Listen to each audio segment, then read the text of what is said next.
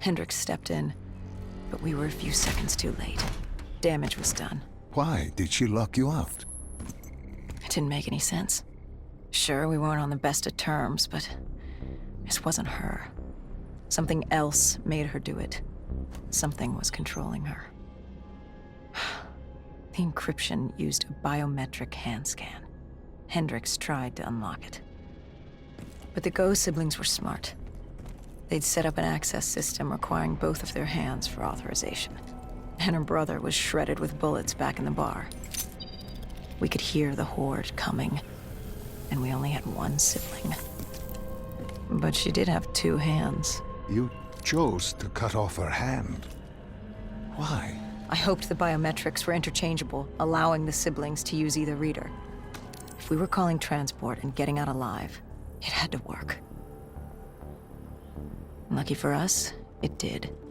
Hendricks interfaced with the system. He was able to raise WA command. We needed a ride out ASAP. They had a VTOL a few minutes out. Rendezvous was set for the top of the dome. But Hendricks wanted to know what Gojulan had on Taylor. Anything, even the smallest detail, would be helpful in picking up his trail. That would take some time. And time was something we didn't have. Hendricks searched the archives. I dealt with the incoming horde.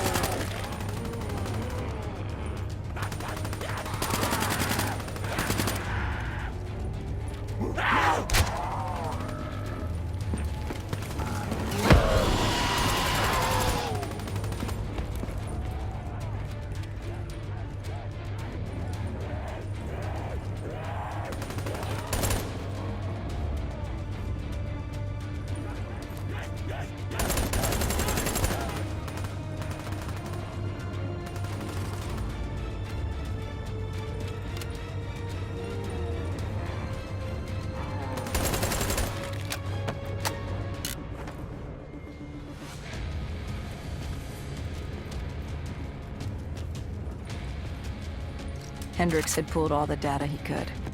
I hoped it was enough. Our pickup was in position. It's time to get the hell out of here.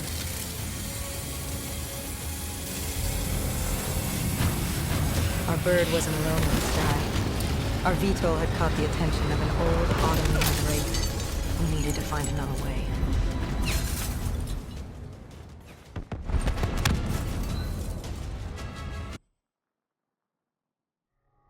This wraith tailing you.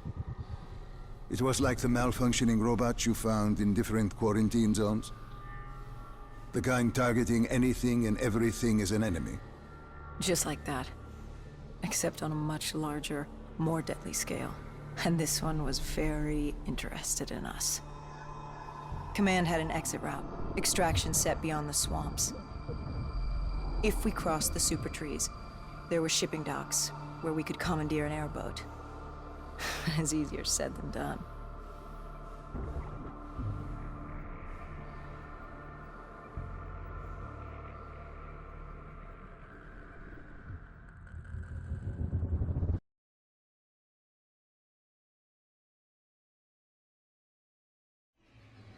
The trees would be no walk in the park. We had Accord picked up chatter ahead. Apparently, we weren't the only humans using the docks to escape.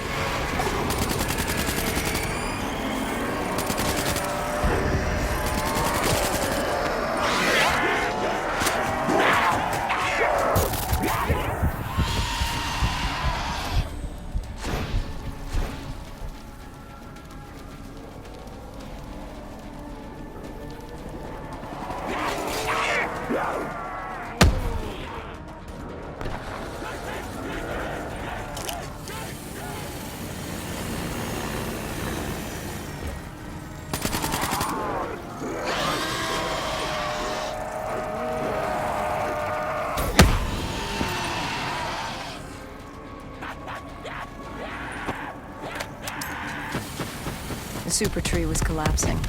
The only safe route to the docks was up. Chatter confirmed that 54 immortals were scrambling to get out of the biodomes through the swamps.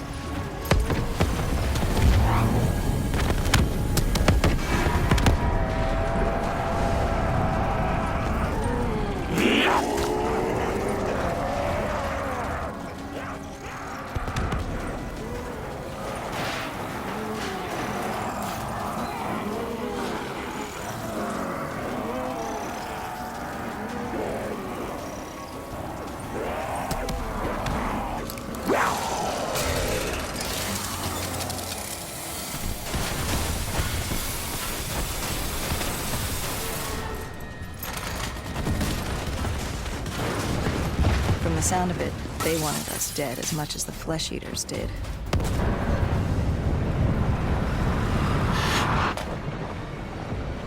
Looked like we were jumping from one bad situation into another.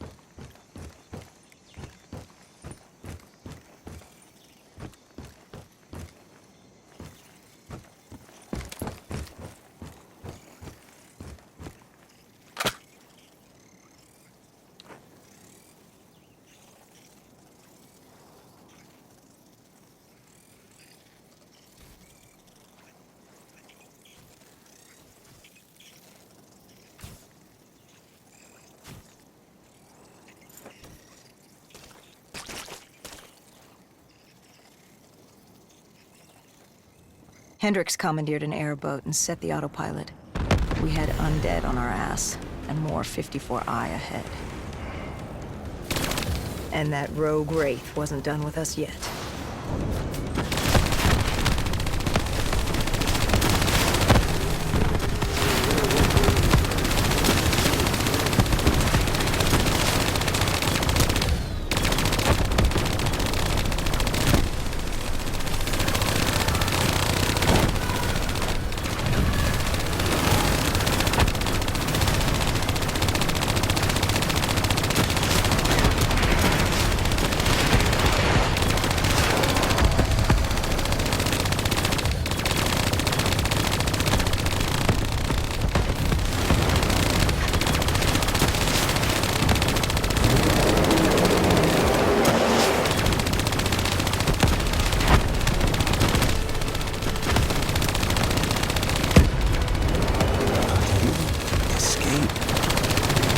Exfil was just ahead. We were getting out of sight. What about Taylor? What did Hendricks learn from the server? Nothing. It had been wiped. Taylor was in the wind. And the virus, 6115, wouldn't stop this time. The Winslow Accord and CDP had been thrown into chaos. We'd lost Hong Kong, Berlin, and Cairo. And it was just getting started. What would come next? How the world would change? There was no way to be ready for that.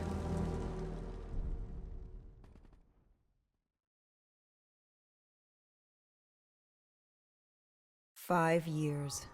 5 long, dark years. Opening the quarantine zones did exactly as we feared. And by 2075, what was a contained situation gave way to anarchy. Humanity's numbers had been reduced to a few hundred mil scattered across the globe. The undead had risen to 7 billion. Taylor was in the wind, a faded reminder of our inability to stop Armageddon. There was still a Winslow Accord kill-on-sight ordinance in place, but he was a distant memory, until the aquifers. We were on a routine bombing run outside Cairo.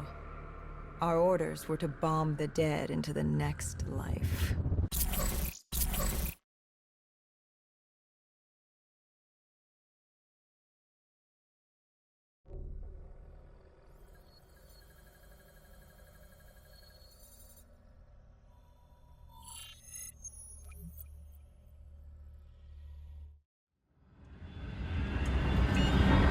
Our target was a Catardus colony. They'd taken over a refinery. It was a well-armed facility protecting them from the dead they worshipped. Top priority was to cut off their comms and leave them in the dark. But first, we had to clear out their defenses.